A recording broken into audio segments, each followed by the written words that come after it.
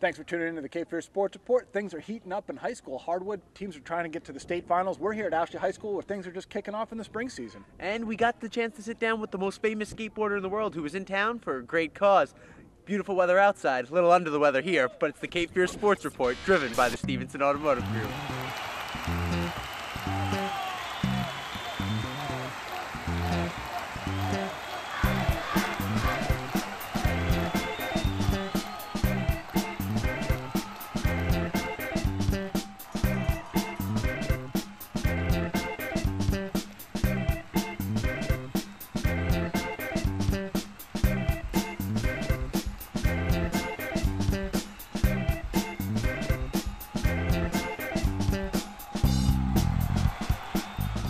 Welcome to the Cape Fear Sports Report, driven by the Stevenson Automotive Group. I am Jesse Jones, and he is sort of Joe Messeri. Half of Joe Messeri here today with plenty of Dayquil inside of me. So we're going to get through it. I show up. We're going to get through it here. We're out at Ashley High School for the soccer jamboree. We got all the local teams in action. We'll catch up with them a little bit later. Yeah, now the spring sports are just kicking off. The winter sports are wrapping up. High school basketball last week, playoff action. Here's a look at the highlights.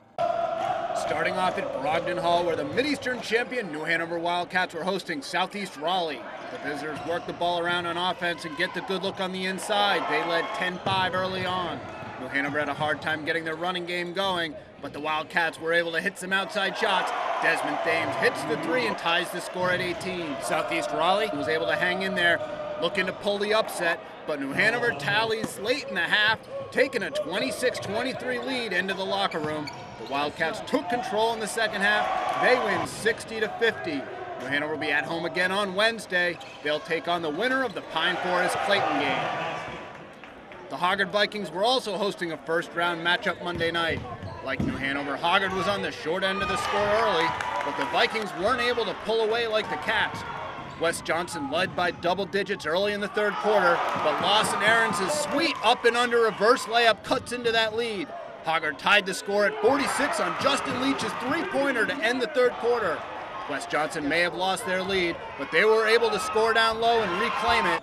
Hoggard hangs around. Stillman White gets the old-fashioned three-point play, but after Wes Johnson scores down the other end, the Vikings were down by 3 in the final minute. White is cut off on the drive, so he dishes to Aarons, who buries the three-pointer, tying the score at 62. Wes Johnson looked like they would have a chance to win it, but White comes up with a steal. After a timeout, White takes it to the hoop, gives the up fake, and gets the deuce with just a second left on the clock. Hoggard wins 64-62 and advances to play the #1 team in the state, undefeated Terry Sanford. You know, it's about finding a way to win, and we did that, and that's what it's about. It's not what the score is, not how pretty it is. It's just finding a way to get a win. I'm real proud of the guys. The last play was a play where I'm just coming off and penetrating, and if they come in and help, I'm going to kick it out to Lawson for 3. And if they don't, I just go in and make a layup. And they kind of covered both, but I got deep enough in the paint where I could finish. In other boys action Monday night, the Laney boys had their season ended by Knightdale. The Bucks fell 59-53. Switching gears on Monday night in girls play, Ashley defended their home court. The Screaming Eagles won the Mid-Eastern Conference regular season and tourney titles. They advanced to round 2 with a 42-38 win over Garner. Laney made it a clean sweep Monday night as all 4 home teams posted wins from the Wilmington area.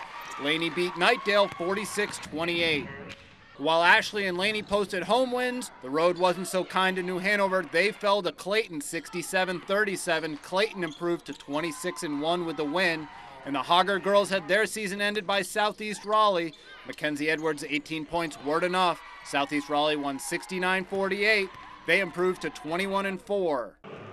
Pine Forest made the trip from Fayetteville to take on New Hanover Wednesday night. The Wildcats pound the ball down low to Dejuan Rogers, who finishes inside. Pine Forest also had early success in the paint. New Hanover led 13-12 after the first quarter.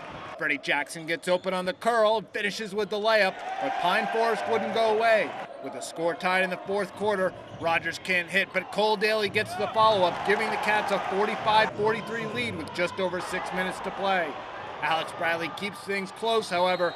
He goes coast to coast. His three-point play brings the Trojans within 1. Pine Forest would then take the lead with just over a minute left, and it was officially crunch time. down 2. New Hanover calls timeout to set up a final play. Freddie Jackson winds up taking it to the rack and tying the score with 10 seconds left on the clock, and the game went into overtime. Down by 1 with less than 2 minutes to play in OT, New Hanover gets the ball to Rogers, who shows off his spin move for 2 of his 22 points on the night. Rogers came up big defensively as well, getting the block. New Hanover runs away late. They pull out the 68-64 overtime victory and advance to round 3 on Friday. Wow. Just like last Friday night when I wrote on the board at halftime, find a way to win, they found a way to win. I'm excited for our kids that we get to Friday night. We got a chance. While New Hanover posted a big win in overtime, Hoggard fell to the #1 team in the state, Terry Sanford. They lost 64-25. The Bulldogs went on a 25-3 run to start the second half. They improved to 28-0 on the season. Hoggard ends their year at 15-12. Round 2 was also unkind to the Ashley girls. They lost 59-39 to Fayetteville 71st. The Screaming Eagles had a great year. They ended 21-4. The Laney girls were also topped Wednesday night in round 2. E.E. Smith got the better of the Bucks. They win 54-35. Laney ends the season at 13-10. That left New Hanover as the only team standing. They moved on to the 3rd round Friday night. Garner, the #1 seed out of the Greater Neuse River Conference, came to Brogden Hall to take on the New Hanover Wildcats, the top seed out of the Mideastern. Garner let everyone know they meant business as they get the early dunk. The Trojans led 12-9, but De'Twan Rogers gets a dunk of his own. He cuts it to a 1-point lead with a 2-handed jam. New Hanover would keep it close. This hoop cuts the lead to 24-23 in the second quarter, but Garner had one last chance, and their buzzer beater pushed the lead to 3 at intermission. After a slow first half, New Hanover was able to get their up-tempo game going in the third quarter.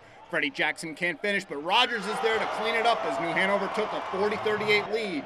That, however, looked like it would be the beginning of the end for the Wildcats as Garner went on a 12-2 run. The visitors took a 50-42 lead with just over 5 minutes left in the game. Things looked bleak, especially after Rogers fouled out for the Wildcats, but Freddie Jackson cuts the lead to 3 and New Hanover was back in business. The Cats wound up taking a 54-53 lead, but Garner hit a late free throw and it was overtime again at Brogden Hall. New Hanover was without their big men in OT as Cole Daly had to join Rogers on the bench after fouling out. But Jackson was bigger than big. He led the Wildcats with 22 points. Just when it seemed like a 4-point lead was safe, Garner hit a 3-pointer with 14 seconds left in overtime.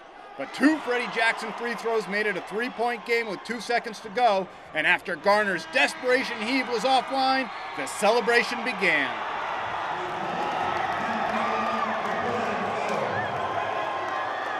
You know, the state championship when I was an assistant with Coach Lyles in 2007, that was pretty daggone special. But, you know, that team was loaded with a ton of talent. This team has had to overcome a lot of obstacles and work hard. And I'm real excited for it. Next up for the Wildcats is the #1 team in the state, Terry Sanford. The Bulldogs beat Hoggard earlier in the week. They'll be trying to get their second win over a Wilmington school as the 2 face off in the East Region semifinals. The game is slated to tip at 7 o'clock at East Carolina. Well, it was a thrilling week last week. New Hanover with multiple overtime games. We'll see if they can keep the rally going Friday night in the East Regional semis. You know what? A win's a win, no matter how close it is. That's Coming up on the Cape Fear Sports Report, we'll kick it back here at the high school jamboree. Plus, Jim Dahlke's going to go on campus. He's got our Seahawk Roundup. You're watching the Cape Fear Sports Report, driven by the Stevenson Automotive Group.